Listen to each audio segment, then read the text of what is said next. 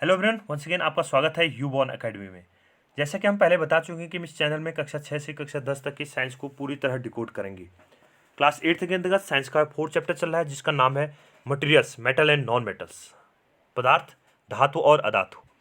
आज के इस वीडियो में हम मेटल एटम और नॉन मेटल एटम की बेसिस से रिएक्शन देखेंगे, यानी क्षारों से किस प्रकार से अभिक्रिया करते हैं मेटल और नॉन मेटल, धातु और अधातु की क्षारों से अभिक्रिया के बारे में जानकारी लेंगे।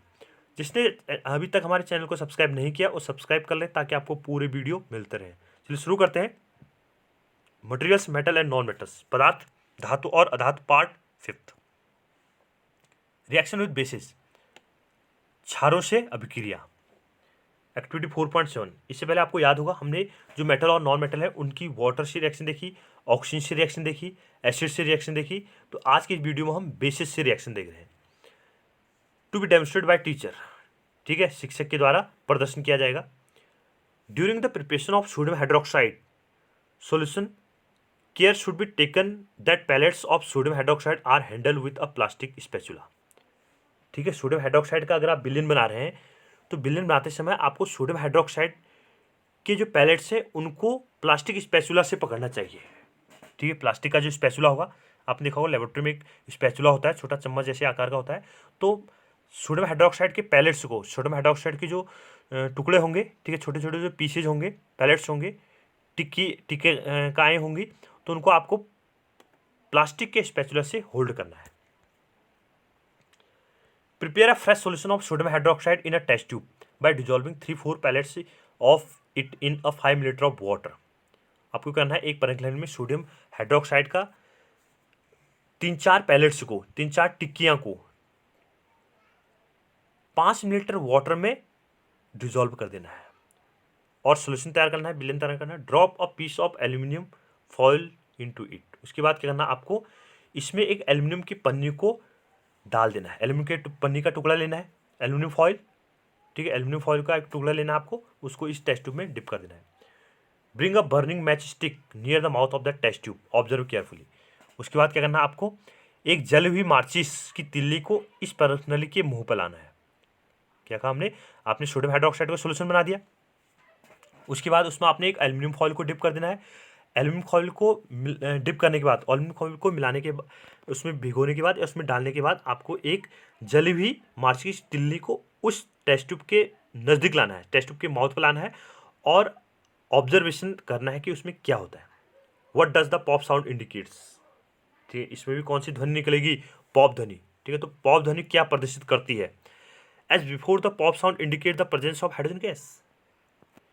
क्या जो पहले की तरह पॉप ध्वनि हाइड्रोजन गैस की उपस्थिति को दर्शाती है। Metal react with sodium hydroxide to produce hydrogen gas. ठीक है, धातु सोडियम हाइड्रोक्साइड से अभिक्रिया करने के बाद हाइड्रोजन गैस प्रोड्यूस करते हैं। देखो, एसिड से रिएक्शन करने के बाद ही मेटल एटम ने हाइड्रोजन गैस प्रोड्यूस निकाली थी, तो वहां पर भी पॉप ध्वनि निकलती, पॉप साउंड निकला था। तो वैसे ही मेटल एटम सोडियम हाइड्रोक्साइड या बेसिक सॉल्यूशन से भी रिएक्शन करने के बाद हाइड्रोजन गैस प्रोड्यूस करते हैं, तो वहां पर भी पॉप साउंड प्रोड्यूस होती है। Reaction of non metals with bases are complex. अधातुओं की क्षारों से अभिक्रिया क्या होती है, थोड़ा सा अपने आप में कॉम्प्लेक्स है, जटिल प्रक्रिया है। ठीक है, क्योंकि यहाँ पर प्रोडक्ट थोड़ा सा डिफरेंट टाइप्स के बनते हैं। जैसे एसिड में तो सिंपल टाइप के प्रोडक्ट बनते हैं, बट बेसिस से अभिक्रिया करने के बाद, क्षारों से अभिक्रिया करने के बाद थोड़ा प्रोडक्ट डिफरेंट टाइप्स के फॉर्म किए जाते हैं। अगला हमारे पास है डिस्प्लेसमेंट रिएक्शन, विस्थापन अभिक्रियाएं। Recall the activity of the action between copper sulphate and iron that you performed in class 7th। ठीक, कॉपर सल्फेट और आयरन के बीच जो अभिक्रिया हुई थी, ठीक, क्लास 7th में आपने एक एक्टिविटी की थी, उसको याद होगा। तो कॉपर सल्फेट और आयरन की जो अभिक्रिया हुई थी, तो उसको आपको रिकॉल करना है, उसको याद करना है थोड़ा सा। ठीक है, उसको जानने की कोशिश करनी है, या उस एक्टिविटी में क्या प्रोडक्ट बने थे तो वो आपको चेक करना है। Let's observe some more reactions of that kind. ठीक है, हम इसी तरह के कुछ अन्य प्रकार की जो अभिक्रियाएं हैं, रिएक्शंस हैं, उनको डिस्कस करते हैं। ठीक है, एक्टिविटी 4.8, क्रियाकलाप 4.8। Take 500 millilitre beakers and label them A B C D and E. आपको क्या लेना है, 100 मिलीलीटर के 5 बीकर लेने हैं और उनको लेबलिंग कर लेनी है। लेबलिंग का अर्थ क्या है, उसमें आपको टेस्ट, उसमें क्या कर देना, आपको लेबल यानी ए बी सी डी इस तरीके से क्या कर देना, आपको उसमें चिट चिपका देनी है, कहने का अर्थ सिंपल भाषा में ये है। Take about 50 millilitre of water in each beaker. उसके बाद आपको प्रत्येक बीकर में 50 मिलीलीटर जल लेना है। 100 मिलीलीटर का बीकर लेना है, यानी आधा आपको पानी से उसको भर देना है, कहने का अर्थ ये है। Dissolve in each beaker a teaspoon of each substances as indicate in figure 4.6 A. ठीक है, 4.6 ए में आपको कुछ सैंपल दिए गए हैं, ठीक, कुछ सब्सटेंसेस दिए गए हैं, सॉल्यूशन के सैंपल दिए गए हैं, तो उसको आपको उस टेस्ट में क्या कर देना है, डाल देना है। Keep the beakers undisturb for some times. उसके बाद आपको बीकर को वैसे ही छोड़ देना है, कुछ समय तक उसको कुछ भी डिस्टर्ब नहीं करना है। Record your observation in your notebook. अपनी कॉपी में उन ऑब्जर्वेशन को रिकॉर्ड करना है। तो देखिए हमें इसमें क्या क्या सैंपल दिए गए हैं। Beaker A, copper sulphate plus zinc. ठीक है, पहला सॉल्यूशन बीकर ए में क्या लेना आपको, कॉपर सल्फेट का सॉल्यूशन होगा। कॉपर सल्फेट का जो सॉल्यूशन होता है नीले कलर का होता है। कॉपर सल्फेट का जो सॉल्यूशन है आप एनसीईआरटी में देखा होगा आपने। ठीक है, तो इसका चित्र डायग्राम हम आगे दिखाएंगे, अभी आएगा। ये जो ऊपर वाला नीला कलर है ये वाला है, क्योंकि हमने तो रिएक्शन करने के बाद दिखा दिया। तो पहले जो होता है इसका कलर कैसा होता है, नीला कलर। बीकर बी में क्या लेना है आपको, कॉपर सल्फेट का सॉल्यूशन लेना है और उसमें क्या लेना है, आयरन की नील डाल देनी है। ठीक है, लोहे की कील आपको डाल देनी है। पहले कॉपर सल्फेट का सॉल्यूशन किस कलर का होगा, ब्लू कलर का, नीले कलर का होगा। अगला लेना आपको बीकर सी में जिंक सल्फेट का सॉल्यूशन लेना है। जिंक सल्फेट का जो सॉल्यूशन लिया है बीकर सी में, उसमें आपको फिर कॉपर टर्निंग, कॉपर को डाल देना है। बीकर डी में आयरन सल्फेट। ठीक है, आयरन सल्फेट यानी FeSO4 का सॉल्यूशन लेना है और उसमें भी आपको क्या मिला देना है, कॉपर टर्निंग्स, कॉपर की वायर उसमें मिक्स करनी है। कॉपर सल्फेट का, आयरन सल्फेट का जो विलेन होगा, FeSO4 का जो विलेन होगा वो किस कलर का होगा, थोड़ा सा ब्राउनिश रेडिश ब्राउन कलर का होगा, लाल भूरे रंग का होगा। बीकर में आपको जिंक सल्फेट का सॉल्यूशन लेना है और जिंक सल्फेट का सॉल्यूशन क्या होता है, क्लियर सॉल्यूशन होता है, जैसे पानी होगा तो उसी तरह का सॉल्यूशन होता है। उसमें आपको आयरन नेल को डालना है, लोहे की कील को उसमें डालना है। तो अब इन देखो, कॉपर सल्फेट की विलेन में जिंक डालेंगे तो क्या होगा। ठीक है, तो ये रिएक्शन आप देखेंगे।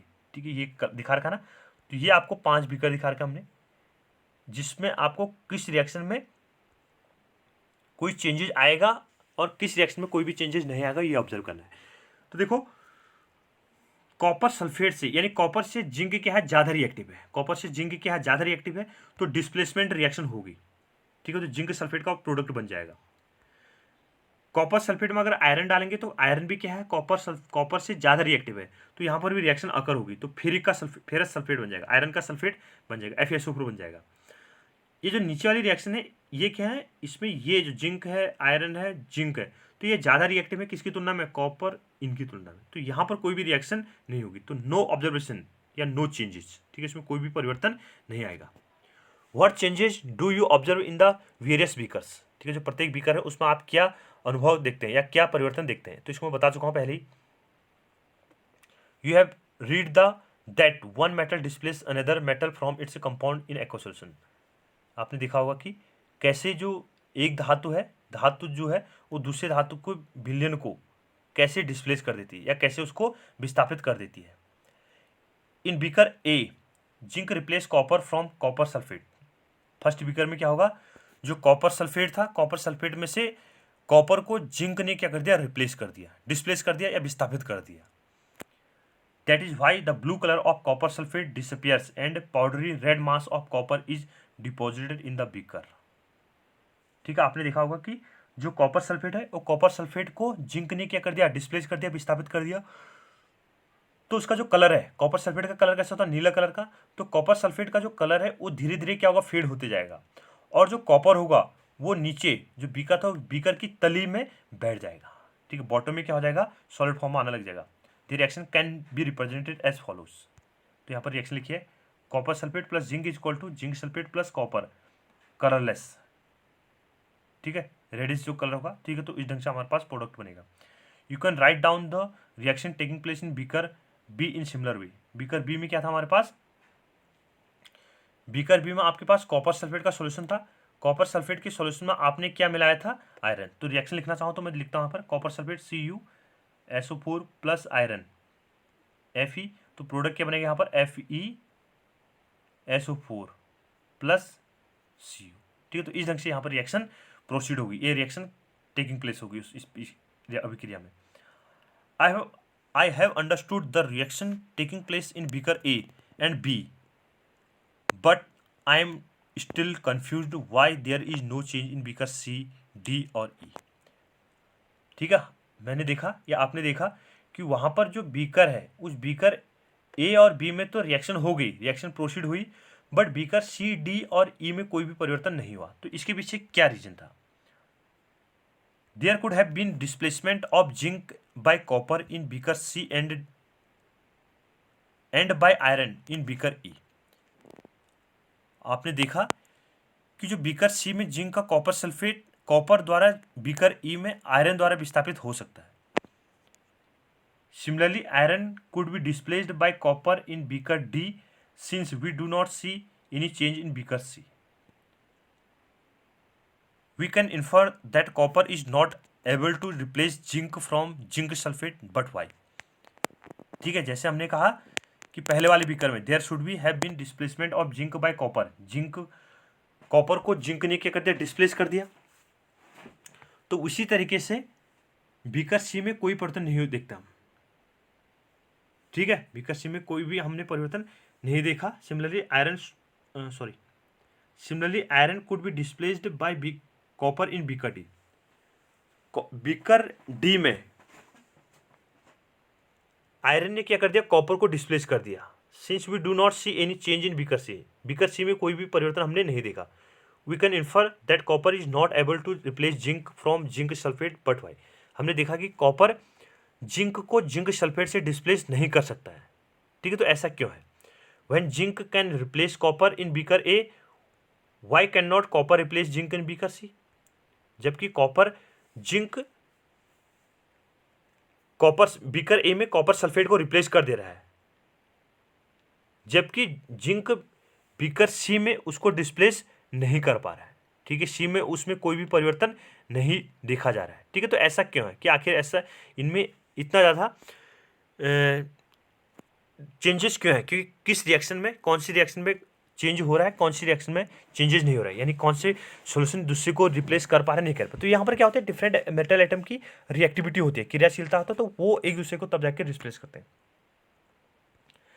Remember that science is not arbitrary. ठीक है, आपको याद रखना कि साइंस से क्या है, मनमाना नहीं होता है।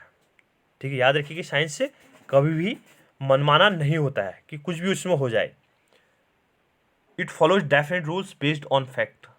ठीक है, यह क्या करता है, तथ्यों पर आधारित निश्चित नियमों का पालन करता है। And the rule here is that zinc is more reactive than copper and iron. इसलिए यहां पर क्या है, एक नियम है कि जिंक कॉपर और आयरन से ज्यादा रिएक्टिव है। A more reactive metal can replace a less reactive metal, but a less reactive metal one cannot replace a more reactive metal. ठीक, एक ज्यादा क्रियाशील धातु किसी कम क्रियाशील धातु को विस्थापित करता है, रिप्लेस कर सकते हैं, जबकि कम क्रियाशील धातु ज्यादा क्रियाशील धातु को रिप्लेस नहीं कर सकता। ठीक है, now can you understand why there are no displacement reaction in beaker D and E also. अब आपको यह समझ आ गया होगा कि कैसे बीकर डी और ई में विस्थापन अभिक्रियाएं संपन्न नहीं हुई। ठीक है, क्यों उन डी और ई में डिस्प्लेसमेंट रिएक्शन पॉसिबल नहीं पाई गई? Can you guess the sequence of metals from more reactive to less reactive among zinc, iron and copper? क्या आप जिंक, आयरन और कॉपर में से सबसे ज़्यादा क्रियाशील धातु कौन सी है, इनको अरेंज कर सकते हैं या नहीं कर सकते हैं? यानी जो दिए गए आपको डिफरेंट मेटल एलिमेंट है, तो उसमें सबसे ज़्यादा क्रियाशील धातु कौन सी होगी, उससे कम कौन सी होगी और उससे कम कौन सी होगी? तो ये आपको अरेंज कर सकते हैं या नहीं कर सकते हैं। ठीक है, तो ये आपसे पूछा गया क्वेश्चन है। तो मैं यहाँ पर बता देता हूँ कि इन तीनों में से सबसे ज़्यादा रिएक्टिव मेटल एटम है वो जिंक है। जिंक सबसे ज़्यादा रिएक्टिव मेटल एटम है, उसकी जिंक सबसे ज़्यादा होगा। ठीक है, इसको हम डिक्रीजिंग और लिखते हैं, जिंक सबसे ज़्यादा, तो इसको सबसे लास्ट में लिख दिया। उसके बाद आयरन है, तो इसको फिर हमने आयरन लिख दिया, Fe। सबसे कम क्या है, कॉपर। तो ये इसका इंक्रीजिंग ऑर्डर है, कॉपर सबसे कम रिएक्टिव, फिर आयरन, फिर जिंक। तो जिंक की रिएक्टिविटी क्या है, सबसे ज़्यादा, तो जिंक सबसे लास्ट में रखेंगे, फिर उसके बाद आयरन आएगा, फिर उसके बाद कॉपर आएगा। तो ये क्या थी, इन डिफरेंट जो तीन एलिमेंट्स हैं उनकी रिएक्टिविटी थी।